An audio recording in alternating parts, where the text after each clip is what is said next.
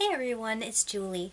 I have a quick perspective video for you today. It's not really particularly instructional, but I just want you guys to listen to me ramble for a second and hopefully kind of internalize the central message of what I'm saying, because I think it can really help a lot of people who default to certain excuses in their writing. Okay, so first off, it's probably not a surprise to you that I really value diversity in writing. That means, I would like to see people include major characters of various genders, various sexual orientations, various races, various ability palettes, etc.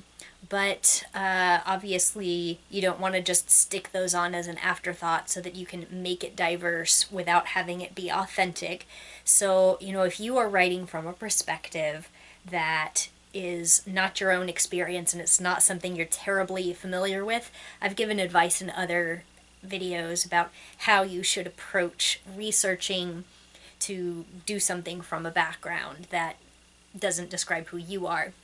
And your perspective on why you're including that character should really never be just because, oh, I want to be diverse, or oh, I want to ride this publishing trend, which I could go off on a tangent about how it's not as much of a trend as people seem to think it is. You're still seeing an awful lot of stuff getting rejected at the publishing level, by publishers who were saying, oh, I want there to be more diverse voices, and still for some reason not accepting them, by saying,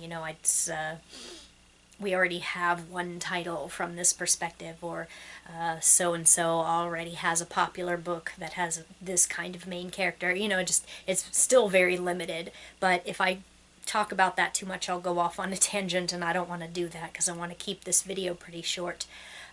What I want to bring up for you is how often people from popular backgrounds, backgrounds that are well represented in the writing sphere, will make excuses for why they don't want to include diverse perspectives. And you may have heard this from other people in your circle. You may have even thought this yourself, saying, well, I'm writing from a very small village, or I'm writing from the past. You're writing in situations where there really was no diversity of that sort, or at least when it did exist, you didn't see it in mainstream society. That can be legit. However, you want to make sure that, number one, you're not writing in those little pockets just to avoid having to include some diversity for realism's sake. You don't want to just throw up your hands and say, well, it happens in ancient times and this population was very isolated, and therefore there's no black people, therefore there's nobody who has a disability.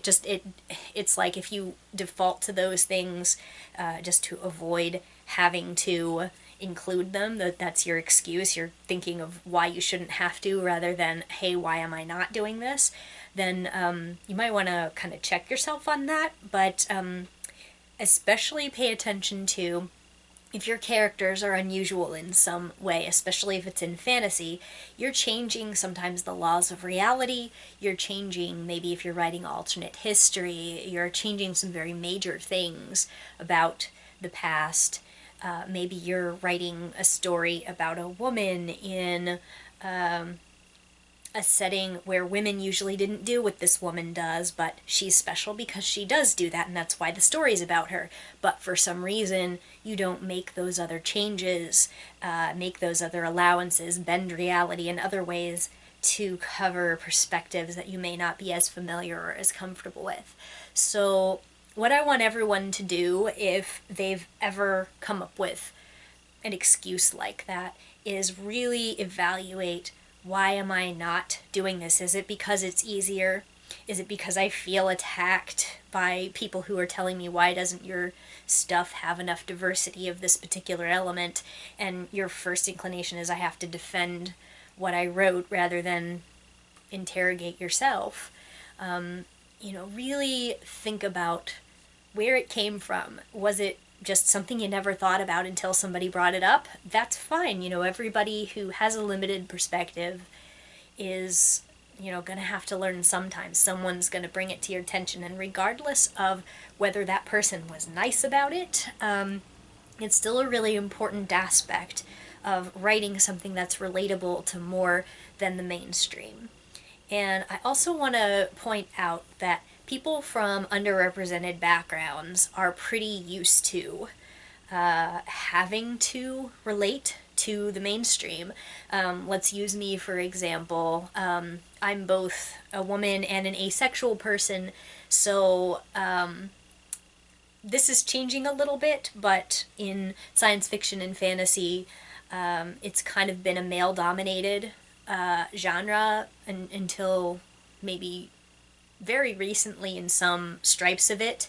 And a lot of the science fiction and fantasy that includes female perspectives is kind of lumped into this paranormal romance thing, which isn't a bad thing, but in a lot of traditional quest motifs and fantasy adventures, you still see a lot of male characters. So you aren't going to see quite as many female characters. But like I said, that's changing. But especially when you come into sexual orientation, I'm completely used to just kind of having to understand that just about every character I'm ever going to be asked to relate to is different from me in that way. And I'm very rarely going to find someone that I can relate to on that axis.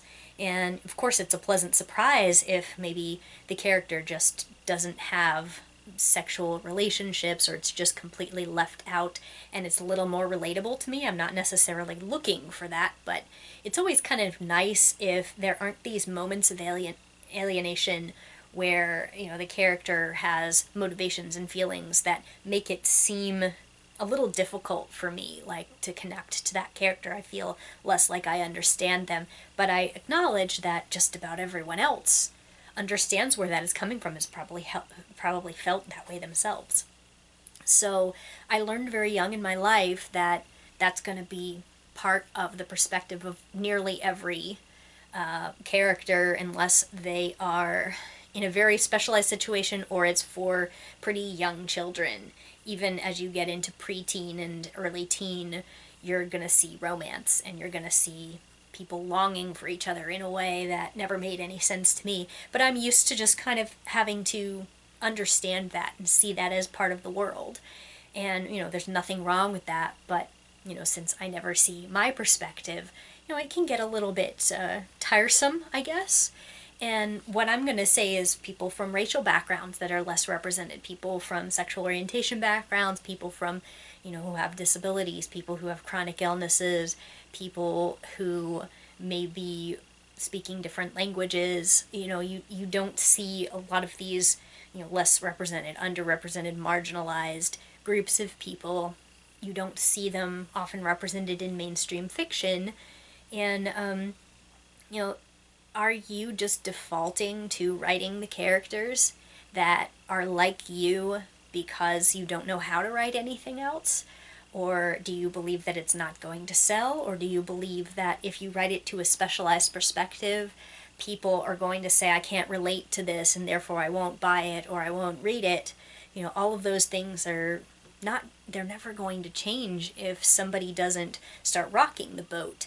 The best place to start with that is, if everyone at every stage of the game that, has any kind of influential abilities here could keep in mind that people who are writing from underrepresented perspectives need to have a platform, they need to have a voice, and we need to not find reasons against, like, oh, why would I purchase that book for my publisher if people are going to read it as other? We need to have the mainstream readers learn how to do what the rest of us have always done.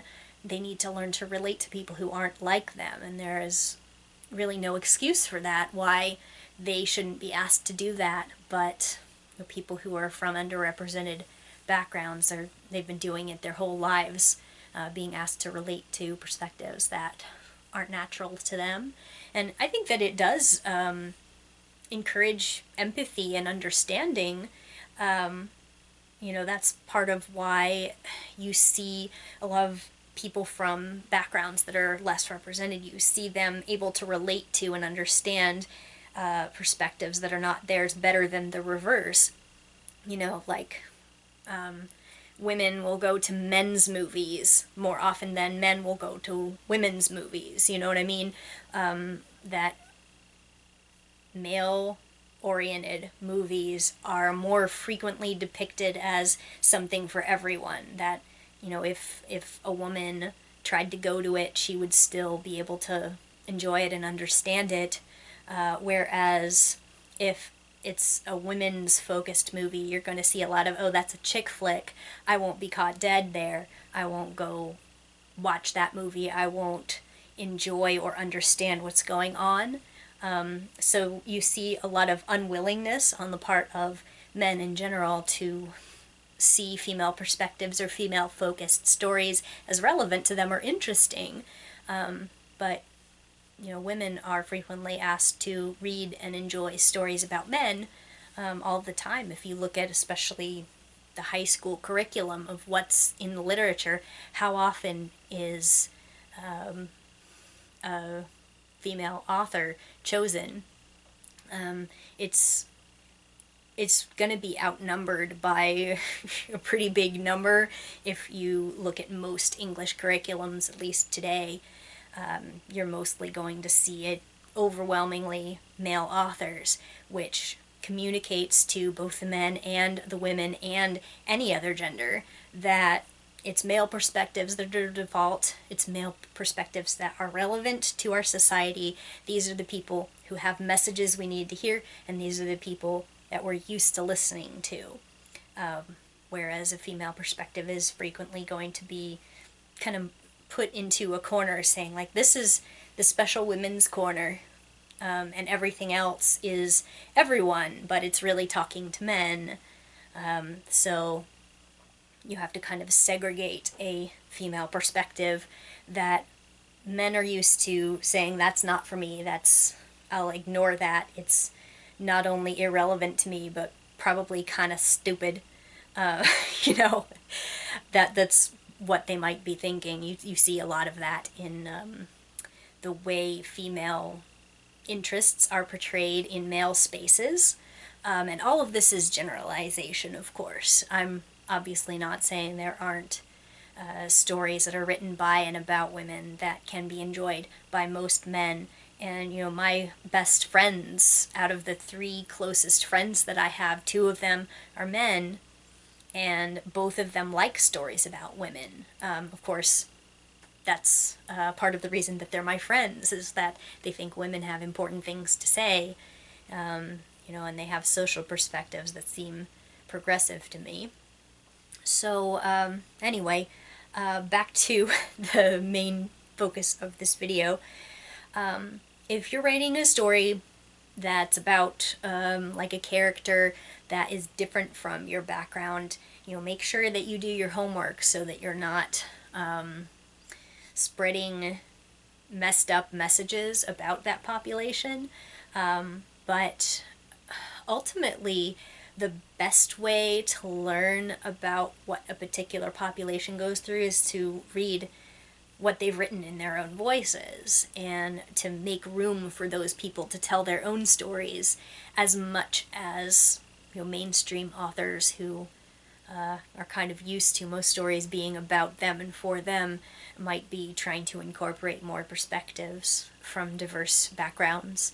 So it can be kind of a double-edged sword if, say, I as a white writer were to try to write a main character who is a person of color.